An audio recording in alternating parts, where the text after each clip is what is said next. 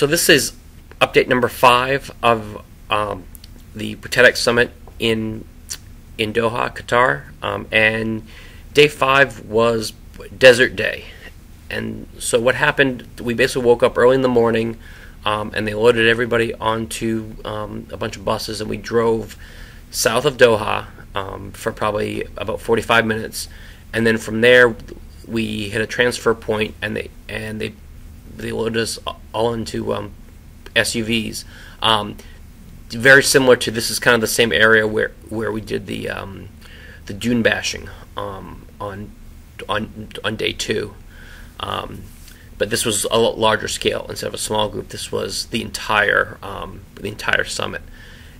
And so we drove about 15-20 minutes along the coast and came to basically a tent city. They'd set up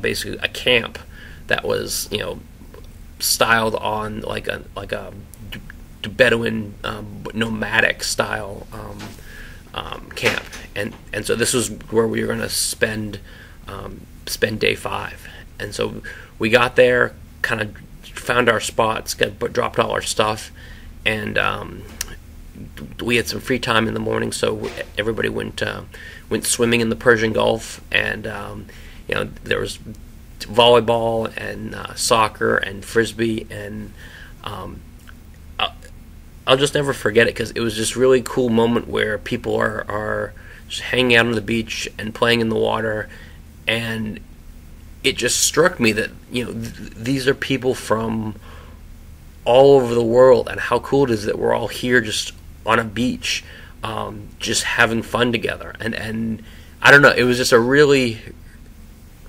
kind of just neat moment to kind of look around and realize how all these people got here, and kind of what a cool community was being created.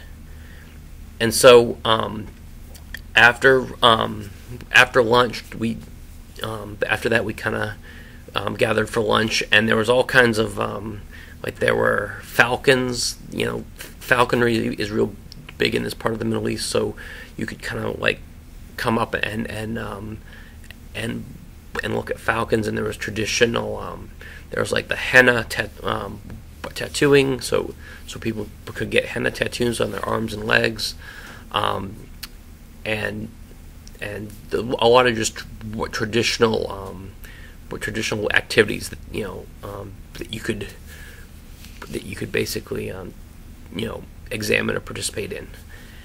And then after lunch, we broke off into our regional tents. So they divided up everybody by region, and so we actually had a chance to meet with the other TEDx organizers from the United States. And there were 3 tents for the U.S., so we divided up by West Coast, Midwest, and East Coast. So it was really cool, because we had a chance to kind of connect with some people that are part of the TEDx community where we're from, and try to build some partnerships and some relationships with some of those people. And it was just really cool to connect with people that are doing the same types of things and have some common interests.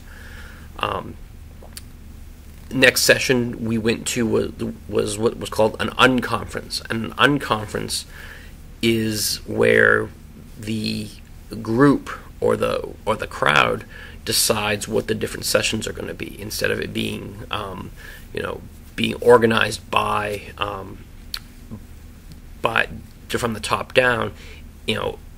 They sent out a call for sessions on a website, and so people, basically the most popular ideas were what became the sessions. And so and there was a whole bunch of different choices. Basically anybody that wanted to kind of go off and have a discussion about something really that they felt really interested in, they could kind of round up a bunch of people and go off and talk about that. So we ended up having a couple really neat discussions about education. The first one was led by 2 TEDx organizers from Pakistan, and they were really interested in how to get TED and TEDx into into the university system. And there was actually a really neat conversation with an Australian from TEDx Macquarie at Macquarie University, where they're actually working to try to create a college course based around the TEDx, the production of a TEDx event. And so that's something that may have some application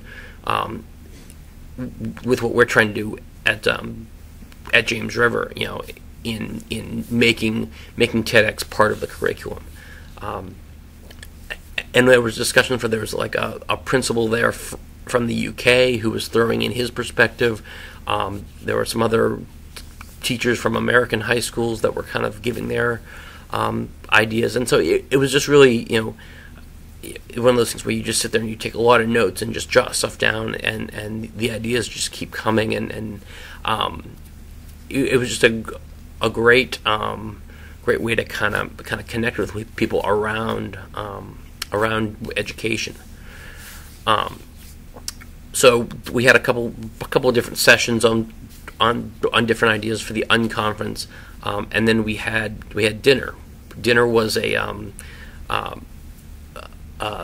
Bedouin barbecue, and unlike in the United States where barbecue usually means pork, slow cooked pork, this was slow cooked lamb, and so they brought out these big platters with lamb, that it had been slow cooked, and it was really neat. It was the whole lamb, just like in the United States we would do. You could do a whole pig. They did slow cooked lamb, and you could just like literally peel the lamb right off the bone. It was a little unnerving for some people because it was literally the whole lamb, and they put like the skull and everything right up there on the platter, and so it was a little like, oh, that is definitely a lamb. There's no mistaking it. What you're eating, and so and they had like sides, traditional sides and stuff, and it was really, it was again really delicious.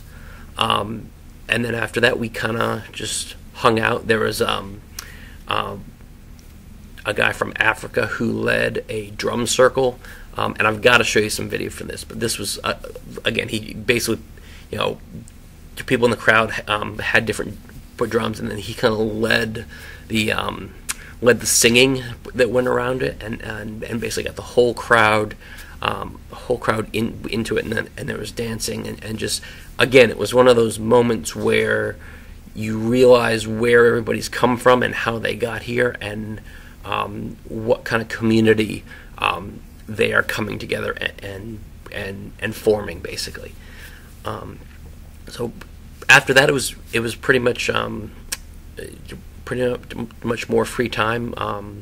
Allie and I walked up into the dunes overlooking the camp and kind of took some pictures. You can kind of see everything kind of laid out, and you turn around the other direction, there's just like, you can see up the coast, and then you can look, and there's just sand and nothing for as far as you can see.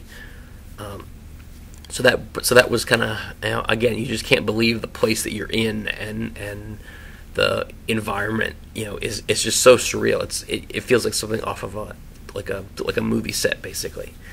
As it got dark, they built a huge campfire, and they took all the pallets that they had brought in all the supplies on, and built that up into a big bonfire. And so everybody kind of gathered around the bonfire, and again there was music and dancing, and people telling like campfire stories, and I don't know, it was just kind of a really just cool day.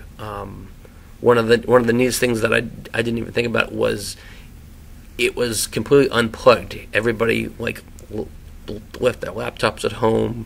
Nobody was on their cell phones. It was, there was no technological distraction, and so you were basically very present in the moment and interacting with the people around you, and so that was really, I think, an important little piece of that.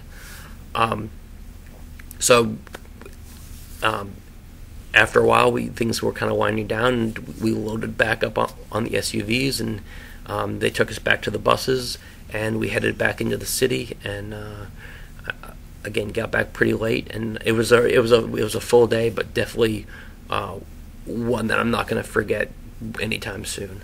And I'll definitely have some pictures of that to upload. So that was day 5. So